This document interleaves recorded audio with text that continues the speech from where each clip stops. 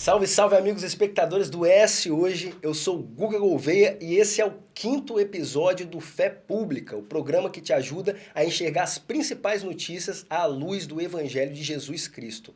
No nosso último programa, a gente tratou do assunto ataque às escolas numa perspectiva bíblica e psicológica. Contamos com a presença do pastor Vinícius Maia e do pastor Davi Hoffman, ambos psicólogos, que nos ajudaram a entender o assunto de uma forma extraordinária. Se você perdeu o episódio, eu já te convido a clicar no card aqui em cima ou então no link que está aqui na descrição do YouTube, acessar o episódio que está muito bacana, ok? E antes da gente entrar no assunto de hoje, eu convido você também a clicar aqui no botão de curtir e a compartilhar esse vídeo, esse episódio com outras pessoas que eu tenho certeza que vai edificar muito a vida delas. E o nosso assunto de hoje, a gente puxou o gancho do que aconteceu com a Xuxa nas últimas semanas. A Xuxa, ela colocou um comentário na internet criticando a Bíblia Sagrada, o livro dos cristãos. E por causa disso, ela foi alvo de quê? Do popular cancelamento. Ou seja, a Xuxa ela foi cancelada. E isso nos levou a tratar do assunto de hoje, que é a cultura do cancelamento, e a gente vai analisar essa cultura à luz do Evangelho. E para isso, eu tenho aqui convidados muito especiais do meu lado. E começo aqui apresentando o pastor Guto. Pastor Guto Siqueira, ele é teólogo e também é licenciado em História, além de ser o apresentador do podcast, que é o podcast Pocando Suas Ideias. E aí, pastor Guto, tudo certo? E aí, beleza? Bom demais estar aqui, trocando essa ideia. Espero que seja um papo muito maneiro aí pra galera que tá acompanhando em casa. Show! E eu tenho aqui à minha frente o pastor Rogério Souza. Pastor Rogério é teólogo, tem especialização em religião, cultura e espiritualidade. E também é especialista em comunicação não violenta, ou seja, vai ajudar bastante a gente a refletir também sobre esse assunto, né, pastor Rogério? Isso, prazer estar com vocês. Gustavo e Gustavo, vai ser um desafio. Vai ser sim um papo muito gostoso para hoje. Legal. E, meus amigos, antes de iniciar a nossa conversa, a gente vai falar um pouco sobre o que é essa cultura do cancelamento. A cultura do cancelamento é um fenômeno das redes sociais que visa banir e boicotar pessoas, eventos ou marcas que assumem comportamentos considerados incorretos ou que ferem os valores de um grupo de pessoas. O comportamento de figuras públicas e marcas se torna alvo do chamado Tribunal da Internet, que julga esses atos e define se devem ser cancelados ou não. O cancelamento é, então, o boicote e banimento virtual em punição a ações que são consideradas indevidas. O último caso de cancelamento público que temos notícia aconteceu nos últimos dias. A apresentadora Xuxa foi detonada por algumas pessoas que se consideram inclusive cristãs por dizer que a Bíblia Sagrada deveria ser reescrita. Ela disse sobre o livro sagrado dos cristãos, abre aspas, se seguir a Bíblia, vamos apedrejar, matar muita gente. Tá na hora de reescrever a Bíblia, fecha aspas. Antes da Xuxa, o deputado federal Nicolas Ferreira foi cancelado por um discurso considerado transfóbico na Câmara dos Deputados no Dia Internacional da Mulher. Um dos cancelamentos mais emblemáticos foi o do caso Monark, o ex-apresentador do Flow Podcast, que defendeu no próprio podcast a existência de um partido nazista no Brasil. Mesmo num programa de entretenimento como Big Brother Brasil, famosos são cancelados, como foi o caso do cantor Projota e da cantora Carol Conká, que foi detonada por segregar e humilhar um participante. Muitos outros nomes famosos já foram vítimas de cancelamento, como o jogador Neymar, por promover uma festa em plena pandemia, a atriz Juliana Paes, por apoiar o ex-presidente Jair Bolsonaro nas eleições de 2018, e até a cantora Anitta, nesse caso por não se posicionar nas eleições de 2018. Todos eles foram vítimas do Tribunal da Internet, que os considerou culpados e promoveu seus linchamentos virtuais, que além da ruína de suas reputações, causou prejuízos emocionais e até financeiros às vítimas. Bom, diante desse fato, a gente começa o nosso bate-papo aqui. Pastor Rogério, eu começo perguntando ao senhor. Olha só, para a pessoa ser vítima de cancelamento, ela não precisa nem ter dito recentemente alguma coisa que é contrária à opinião comum. Se ela disse há muito tempo atrás e está registrado na internet, ela pode ser inclusive acusada daquele fato que ocorreu muito tempo atrás. E assim, parece que o nosso nível de tolerância hoje está mais baixo do que nunca, né? E aí minha pergunta para o senhor é a seguinte, a Bíblia diz que nos últimos tempos o amor das pessoas se esfriaria. Você acha que a cultura do cancelamento é um sintoma desse esfriamento do amor nos dias atuais? Guto, primeiro, a rede é atemporal, né? Ela está, né? Ela está a despeito do tempo e a despeito do espaço. Ela está a qualquer tempo e a qualquer momento, em qualquer lugar. Eu penso que nós continuamos bárbaros e violentos como sempre fomos, né? Isso está impregnado na nossa condição de pecador. O que eu imagino, o que eu tenho refletido, é que a gente só mudou o locus da barbárie e o instrumento da barbárie. Por exemplo, na antiguidade, o instrumento era a espada e o locus do fato da barbárie, da violência, era a arena. Depois a gente migrou para o apedrejamento como instrumento e a praça pública como lugar da barbárie. Depois a gente migrou. A gente foi para o locus a rua e paus e pedras como instrumento de barbárie. Hoje a gente está em um novo locus. As redes. A internet é esse locus. E o instrumento? A língua e as teclas. Então a gente só está mudando de locus e de instrumento para viver a mesma barbárie que a gente tem vivido ao longo dos séculos. Pois é, e pastor Guto, ele falou que o instrumento é a língua, né? A Bíblia fala bastante sobre essa questão da língua, da gente dominar a nossa língua, né? Como é que você enxerga isso nessa cultura internética de hoje, né? Onde o Facebook está lá perguntando o que você está pensando. Existe algum direcionamento da sabedoria bíblica para a gente aprender a lidar com esse problema? É o lance da rede social, né? Tem todo um contexto que acaba tornando isso repetitivo. As pessoas veem algo acontecendo e aí o algoritmo ajuda também, né? Promovendo aquilo. E aí a gente se vê muitas vezes tentado a entrar na moda que está rolando, né? Mas eu acho que é muito importante na nossa caminhada a gente fazer a leitura do que está rolando no tempo, do que está rolando, né, como as pessoas são tratadas, e olhar para a gente e olhar para aquilo que a gente crê, né, e sempre tentar não se deixar moldar pelo que a cultura vem trazendo para a gente, né? Eu acho que as nossas relações têm que ser pautadas no amor, né?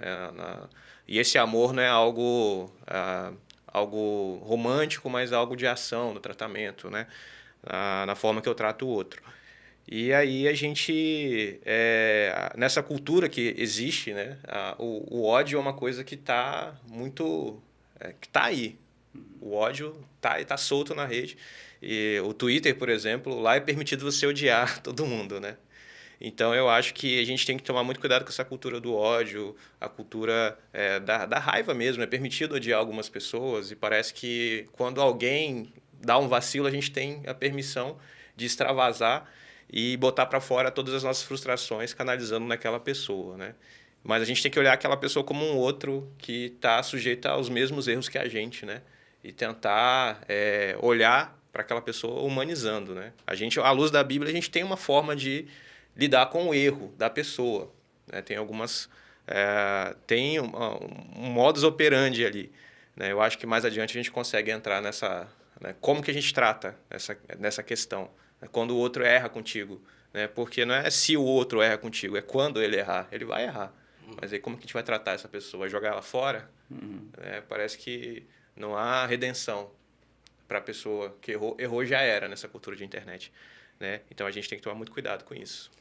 Você acha, pastor Rogério, que assim, os canceladores, e às vezes a gente acaba incorrendo, inclusive, nessa tentação do cancelamento. Ninguém tá livre disso, verdade é essa.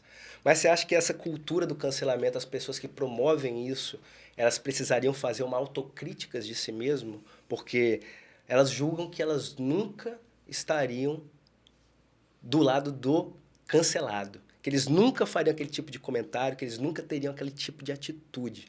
Você acha que é preciso realizar uma autocrítica e, como Jesus diz, fazer ao próximo aquilo que você gostaria que fosse feito a você se você estivesse naquele lugar? Tá faltando empatia? Opa! A internet é terra de ninguém, né? E é terra de todo mundo. Então, quando a gente fala assim, tá faltando autocrítica, a gente percebe que falta normas, por exemplo, de convivência dentro desse espaço cyber, né? E é um estado de anomia, né? O A de negação, né? A partícula dizendo não, e nomia, uma partícula para dizer de norma. Então, é um lugar onde não tem norma. Se não tem norma, então quem monta a norma é o indivíduo, é a norma individual que vai coletando outros pares para produzir aquilo que considera um padrão de convivência nesse ambiente. Então, eu acho que é mais do que pensar apenas numa autocrítica, né? É pensar numa crítica coletiva mesmo, no espaço como um todo. Quais são as normas desse espaço? Né? Quais são as regras de convivência? Para a gente que é crente e tem a Bíblia como um livro normativo, o que é esse livro normativo? Mas não tem internet, pastor. Não, tem regras de convivência, normas de convivência. Então, pensar num coletivo dentro, mas expandindo para fora. Como é que está funcionando isso fora? Acho que esse é o ponto. Eu acho que também a cultura do cancelamento é uma solução rápida e simples para um problema que se tem. A gente quer resolver as coisas rápidas na nossa época, né? E a internet, ela aproxima muita coisa e distancia muita coisa também. Então, as coisas se tornam extremamente rápidas e superficiais. Então, você errou comigo, eu vou te cancelar. Eu aperto um botão e te cancelo. Né? A minha recomendação no final é a série Black Mirror, ela trata muito disso. Né? Se a gente pudesse trazer a tecnologia ou o que a gente usa nas redes sociais para as nossas relações, eu acho que a gente traria, igual no Black Mirror, eu bloquearia você da minha vida, eu arrumava um jeito de você ser cancelado da história. Mas a fé cristã é extremamente relacional. E aí o desafio de você trazer essa vivência dessa fé nesse espaço virtual, que a gente aprendeu na pandemia que a virtualidade ela é real. Né? Não é porque é virtual que não é real. E aí, cara, como é que a gente faz para trazer essa fé que ela é compartilhada, que ela é vivencial, nesse espaço onde você está longe? A instrução bíblica é você caminhar a segunda milha com aquele que está errado, que está te ofendendo, né? E a cultura do cancelamento é justamente você tirar ele da sua vida, você usar do meio que você tem para que ele não mais continue fazendo o que ele está fazendo ou até mesmo vivendo a vida dele, né? Então, não há espaço para essa convivência com o erro, com o diferente também. Pois é, e muita gente, inclusive, considera essa cultura canceladora que ela tem um lado positivo. Por exemplo, o de extirpar da sociedade culturas como o nazismo, pensamentos como o nazismo. É o que aconteceu com o Monark. Defendeu a existência de um partido nazista no Brasil, foi cancelado Sim. de todas as formas. Talvez um pensamento que ele tenha falado lá aleatório, porque o Flow Podcast é isso, né? Aleatório, cara. Bom, fato é que parece que as pessoas, a sociedade no geral, enxerga algum lado positivo nesse cancelamento. Teve um caso mais recente também agora, do Cuca, do Corinthians lá. É o cara que cometeu o crime lá 30 anos atrás. Como você falou, não é algo recente, foi 30 anos atrás.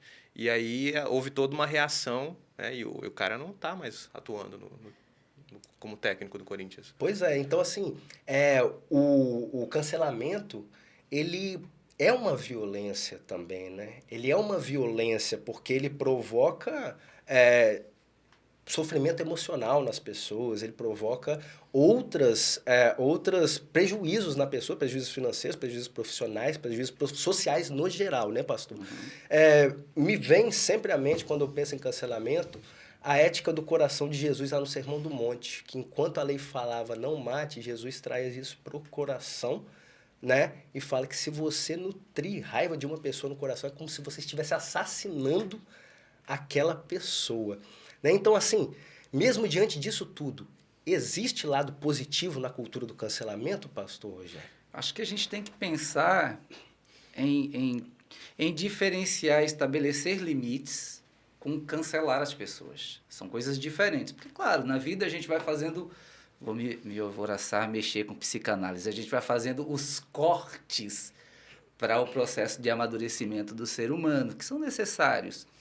Ou, pensando teologicamente, a gente vai construindo os limites normativos da convivência, a religião como instrumento de normatização e de limite. Isso é uma coisa que é importante, que é necessário, que faz a gente caminhar, né, como sociedade, como seres humanos. Outra coisa é extirpar as pessoas, excluir as pessoas da sua convivência profissional, da sua convivência afetiva, do seu ciclo de relacionamento, dos seus vínculos. Agora, eu estava pensando, enquanto a gente conversava aqui, né?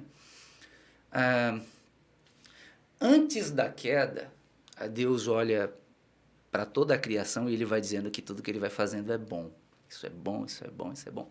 Mas antes da queda tem uma coisa que ele olha e ele diz, não, mas isso aqui não está bom. É muito interessante, né? Ele diz, não é bom que o homem esteja só.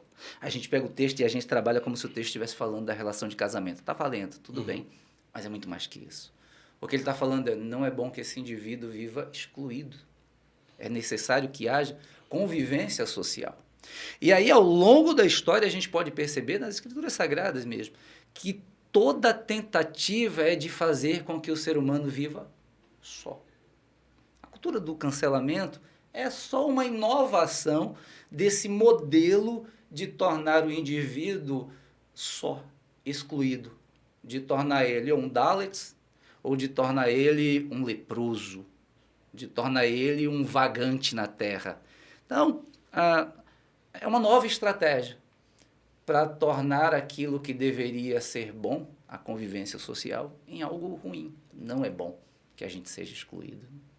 E a gente vê assim que durante toda a história da humanidade a gente tem dificuldade de lidar com esse pensamento antagônico, com esse pensamento diferente, né? Tanto que diversos massacres aconteceram na história da humanidade por causa de pessoas que pensavam diferente daquele poder dominante. Foram massacrados, né? Muitos casos a gente pode citar na história.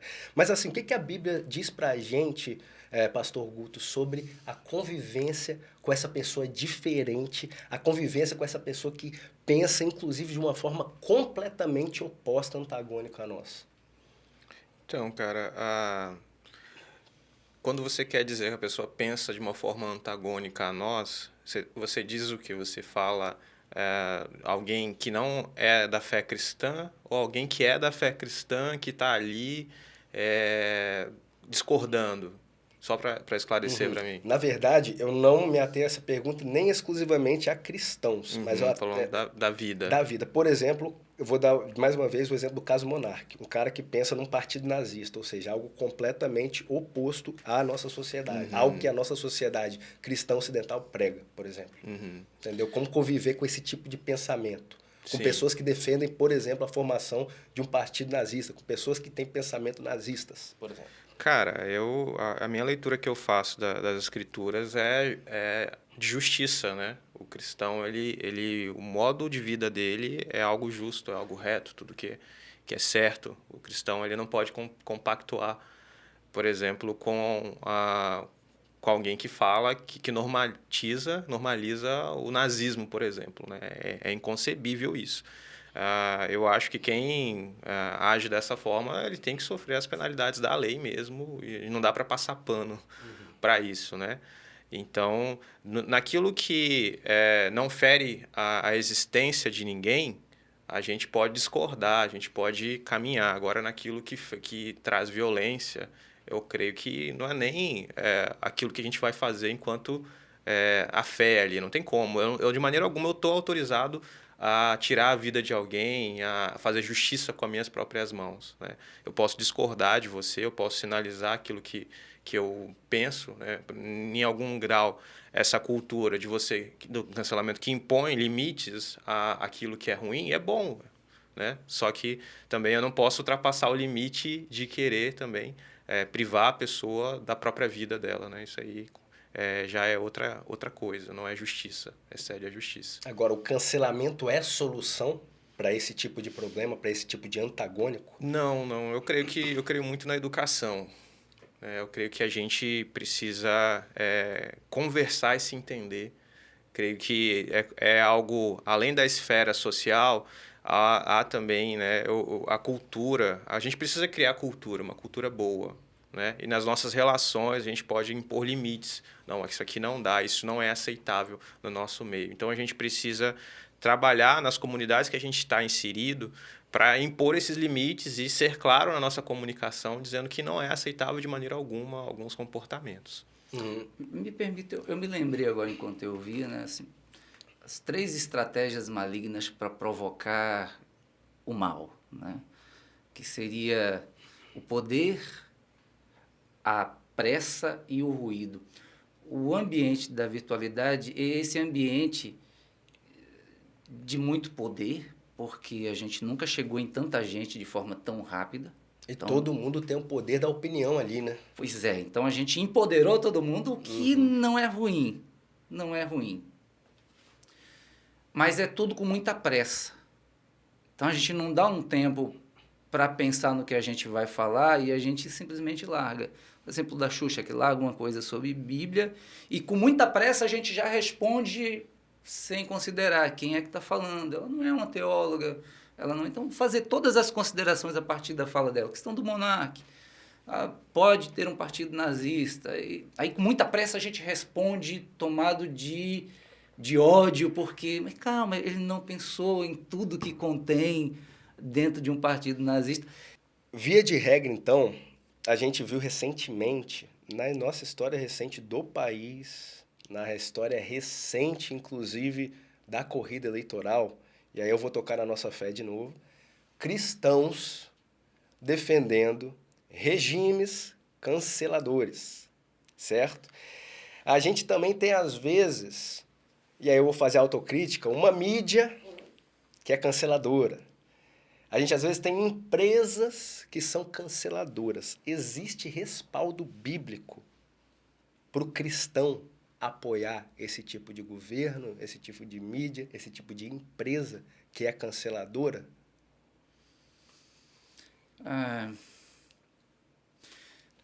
Quando a gente pensa nas instituições, você citou instituições, né? Governos, empresas, a gente poderia até acrescentar instituição religiosa. E a gente vai falar depois disso aí como exemplo de Jesus Cristo sofreu. Então, o que a gente tem são as instituições labutando para se manter na sua condição, no seu status quo, para se manter viva. Entendo. Então, quando uma empresa ela corta o seu patrocínio de alguém que começou a ser cancelado, é porque, de fato, não é a pessoa que ela tem interesse. Ela tem interesse no símbolo que essa pessoa promove. Quando um governo estabelece meios de cancelamento, inclusive da vida, né, como a gente viu na periferia, né, CPF cancelado, é para manter o seu estado de se perpetuar no governo como força do Estado. A mídia também tem os seus processos de cancelamento para poder manter também a sua existência a partir dos seus patrocínios e tudo, né? Agora, quando a gente pensa na Bíblia Sagrada, uma palavra gap é muito interessante. Aquelas camisas Gap. Né?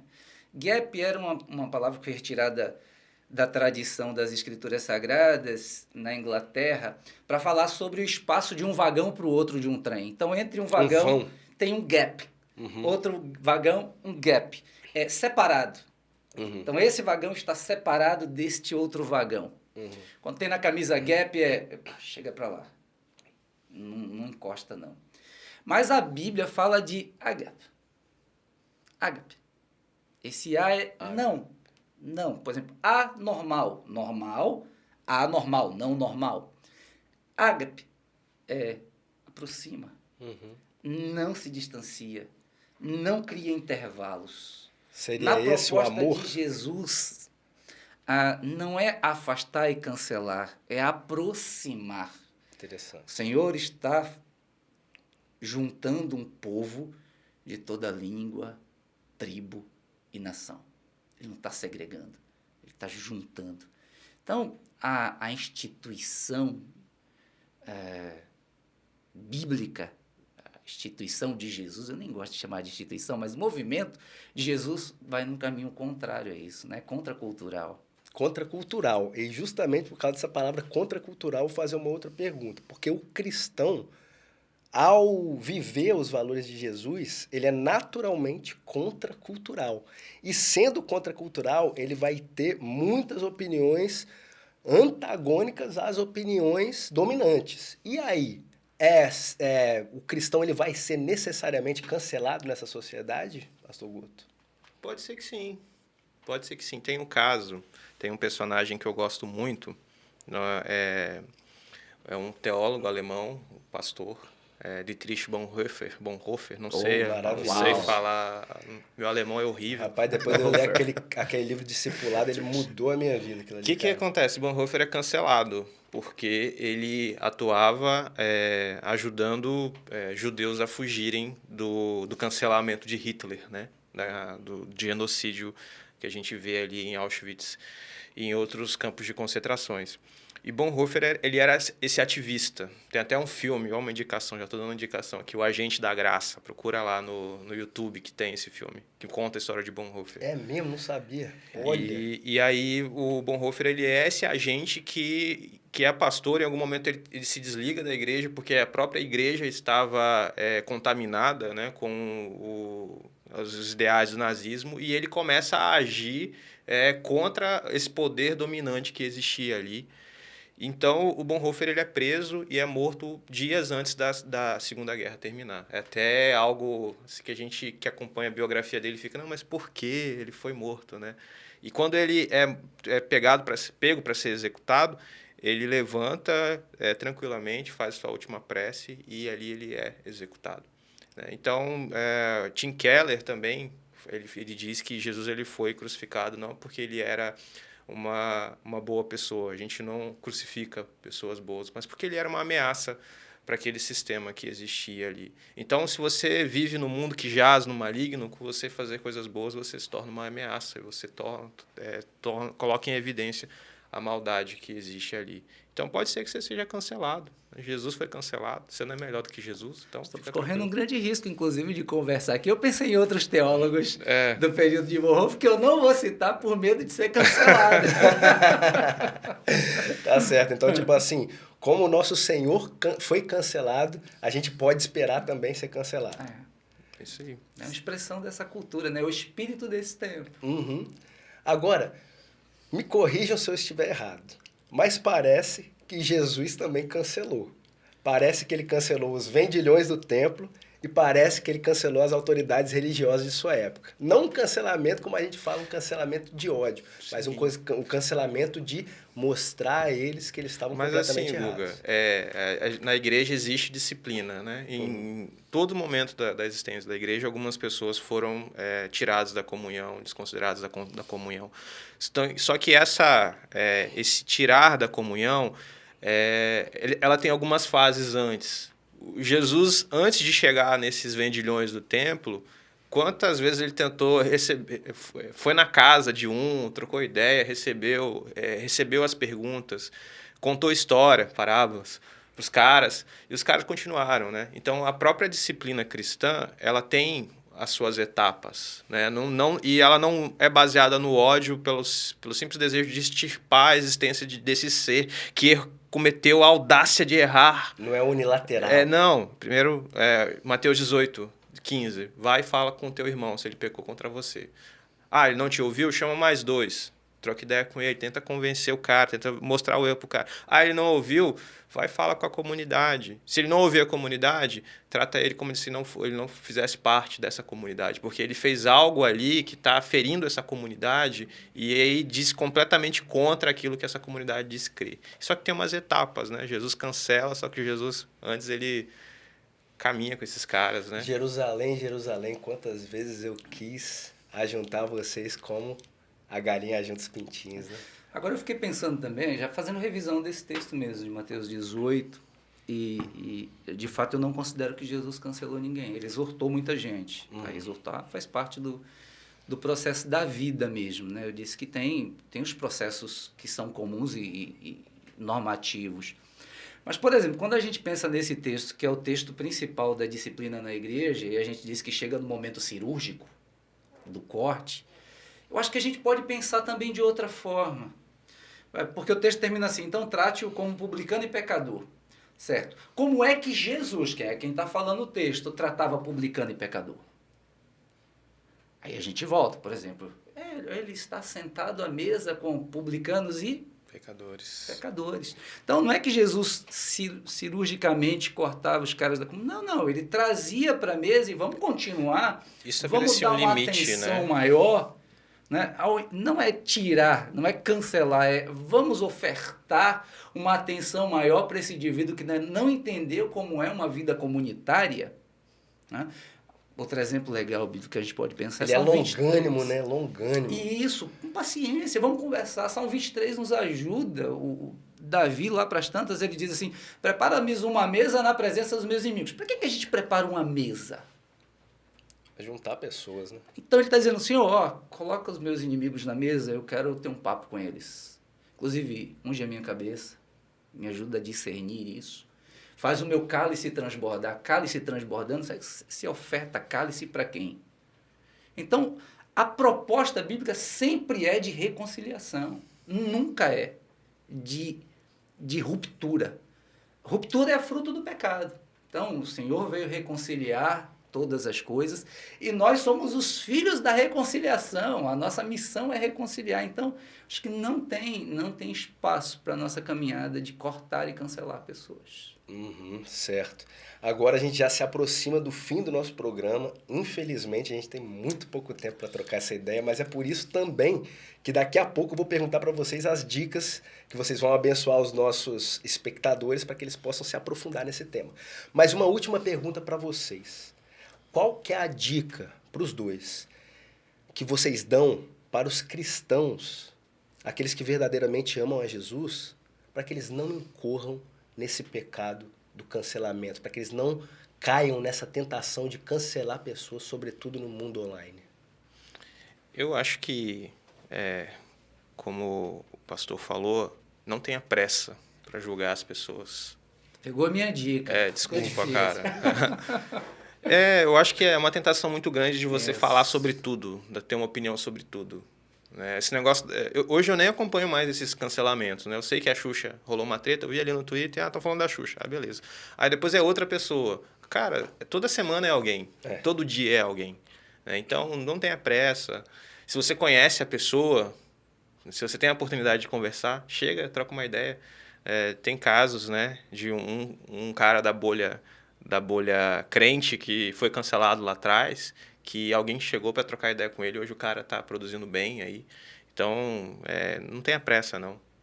E também não caia na tentação de sair falando sobre tudo. Você não precisa. Sua opinião não é tão importante assim, você não é tão inteligente assim, então fica de boa, vive sua vida. Aí, né? Vai lavar uma louça, né? A exortação de Tiago, né? Sejam prontos para ouvir, tardios para falar e tardios para se irar, né, pastor Rogério? Pois é. Fiquei pensando assim, né? Cuidado com a ferramenta, com o instrumento. Voltando lá para o início, a língua é o instrumento. A gente transferiu a língua para os dedos, né? É muito rápido. Meu filho, o polegar dele é super rápido, não sei. Cuidado com o instrumento, né? Provérbios 18, 21. A língua é um instrumento de vida e de morte. 1 de Pedro 3,10. No falar, você pode promover vida e você pode ver dias felizes. Então, cuidado aí com a velocidade da fala. A gente vive um tempo onde todo mundo sabe muita coisa, mas ninguém sabe nada. A internet promoveu essa muita informação, mas a pouca profundidade. E aí nós ficamos com a tendência de falar de tudo sem ter profundidade de muita coisa. Tentar não responder mesmo. Aquela velha técnica do mundo empresarial. Recebeu o e-mail, responde no outro dia. Está afrontoso? Espera. Não vai de primeira, não. Recebeu a mensagem do WhatsApp, não dispara logo, não. Espera um pouquinho, discerne, pensa. Isso é ser extremamente contracultural, né? Refreia, né? Sem velocidade, para depois responder. Tudo é muito rápido, né? Então segura a onda, conversa com alguém. Resistir à tentação, né? Porque, tipo assim, parece que quando a gente comenta um assunto, alguns dias depois de refletir bem sobre o assunto, parece que a gente já está desatualizado do assunto, parece que a gente perdeu o time, né? Então, tipo assim, a gente precisa resistir a essa tentação de ser imediatista e falar besteira e dar um mau testemunho, Acho né? que às vezes nem falar. Nem o princípio precisa. da ovelha muda. Não precisa ter opinião sobre todas as coisas, não precisa cair nessa tentação, aí, né? É isso aí. Certo. Então, meus queridos espectadores, agora a gente chega no último bloco do nosso programa, no qual os nossos convidados, eles trazem dicas de livros, de filmes, de produções diversas que possam ajudar a gente a se aprofundar nesse assunto que hoje é a cultura do cancelamento à luz do Evangelho. E aí, pastor Rogério, qual que é a dica aí Boa. dos nossos Trouxe espectadores? 3 aqui para mostrar para a galera. Opa, vamos lá. Para dentro, para a gente pensar dentro da gente. Aí eu trouxe A.W. Tozer, Uma Vida Crucificada. Isso é um clássico. Nossa. Esse aqui vai ajudar a você fazer aquela fala do Paulo, né? Eu já estou crucificado com Cristo. Ponto. Um amigo meu dizia assim, quando ele está muito agitado, ele diz assim, volta para a cruz, volta para a cruz, volta para a cruz. Então, primeira indicação, Uma Vida Crucificada, A.W. Tozer, editora Vida. Clássico. Para fora, que acho que é um negócio que a gente não tratou, ficou no ar. Tem um espírito de idolatria em tudo isso. Tudo isso que a gente tem conversando, tem um espírito de idolatria. Né? E a gente precisa considerar que é a gente que faz os ídolos. Então eu trouxe Timothy Keller. Citou ele. Deuses Falsos. Fantástico. Então, o primeiro livro para você pensar para dentro, Uma Vida Crucificada. O segundo livro para você pensar lá fora. Olha para os ídolos desse tempo, os espíritos desse tempo. Então, o Timothy Keller vai ajudar bastante nesse sentido, editora Thomas Nelson. E um para você dialogar. E aí esse não é de crente, é o Marshall Rosenberg, né? A Linguagem de Paz em um Mundo de Conflito. Ele é o pai da comunicação não violenta. Bacana. Ele vai estabelecer alguns princípios para a gente dialogar. Então, um livro você pensa sobre você, outro livro você avalia o mundo, e esse terceiro, como é que eu dialogo com esse mundo, com esses dois mundos, o meu interior e o mundo exterior. Fiquei pensando em Teresa Dávila, mas aí deixa para uma próxima oportunidade. Castelos Interior. Bacana. Excelentes dicas. Eu, inclusive, já vou tomar essas dicas para mim mesmo. E aí, pastor Guto? As minhas não são tão culturais, assim, tão cultas. Mas eu vou... São mais contemporâneas. A gente gravou um episódio sobre cultura do cancelamento lá em 2020, lá no Pocando Suas Ideias. Procura lá no Spotify, podcast Pocando Suas Ideias. E lá no início, então, desconsidera muita coisa. O áudio estava bem ruim, que a gente estava começando. Episódio 24 do Pocando Suas Ideias, falando de cultura do cancelamento.